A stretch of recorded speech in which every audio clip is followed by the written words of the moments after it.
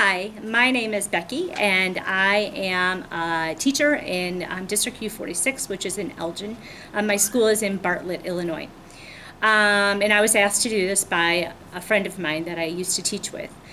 My experiences with black people were very limited until I was in college.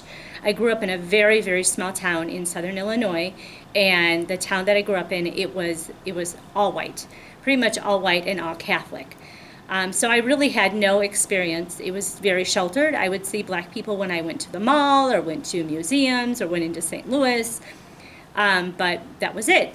And then when I was 18, I went away to Illinois State for college, and there were two black girls on my floor of my dormitory.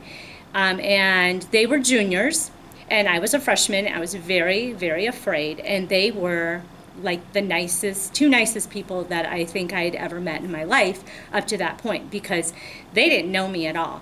But they kind of took on more of a mothering kind of thing with me, where they really helped out. Like if I was in the cafeteria and I didn't have anyone to sit with, they would call me over, I would go and sit with them.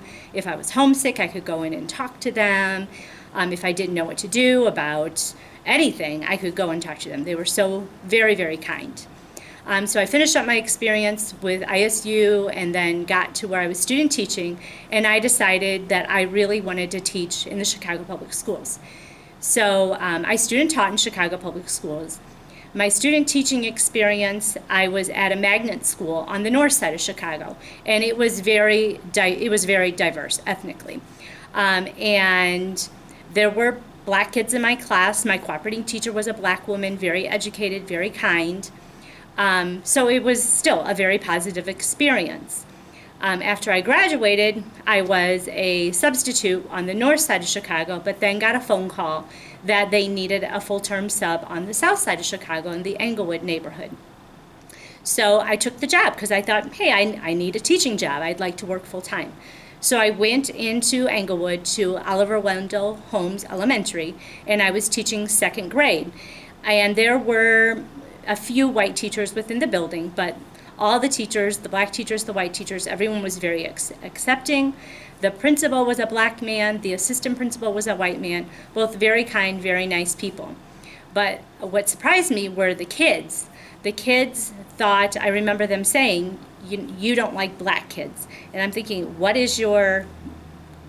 you thinking that? You're all black kids. I'm the only white person in here. So that was kind of a unique experience. After that, I finished that up. Then I went and taught at Bontemps Elementary, which was right around the corner, same neighborhood, and I was teaching third grade. And in this building, there were only 3 white teachers, and the rest were black teachers. And the teachers were very kind, very accepting, but it was the first time that I realized I was a minority, which was just a unique experience for me to experience the fact that, hey, I'm the minority now. And it was quite uncomfortable dealing with black culture, just because, like when we had staff parties and things, the way that it was celebrated was much different than what I was used to from my own sheltered life. The kids and the parents were sometimes challenging. I remember I had parents that were involved in gangs, and the kids would come to school, and they had all these experiences that I had no idea what to do with. I had one little girl that they were homeless. The mom had left the house because the father was abusing her, and they were living in a car, and the little girl, she was the sweetest little thing, but those were all kinds of things that I had never experienced until I started teaching there. After that experience, I did get another job opportunity on the north side of Chicago and readily accepted it. And when I went to teach, I thought everything was fine. But in Chicago Public Schools, they have desegregation laws. And because I was leaving one school that was predominantly black, and I was only one of 3 white teachers, and I was going to a school on the north side that was ethnically diverse among the students, but the staff was predominantly white, I was not enhancing diversity. So the Chicago Public Schools, they would not approve my transfer because I was not helping with the desegregation laws. So I went, I think, probably 6 or 8 weeks of not being paid because they said, if you want to get paid, go back to your old job because we're not approving your transfer. And then my principal actually did some, she asked for some favors from HR, and they finally approved it so I could finally get paid. And then kind of fast forward, now I'm married, I have a couple of kids, and my husband grew up in the Chicagoland area.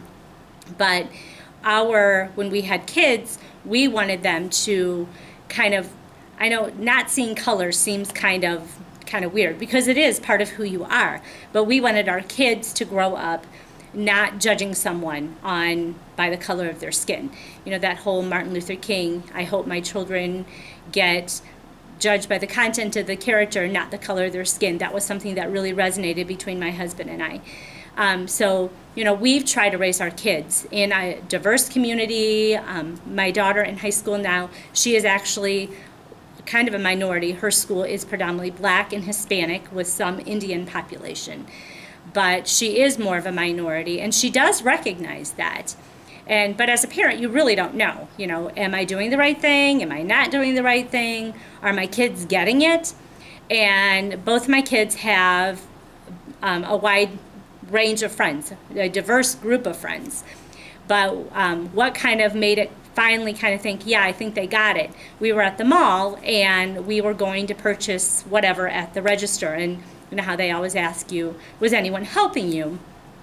And my daughter, and it was a Black woman who had been helping us.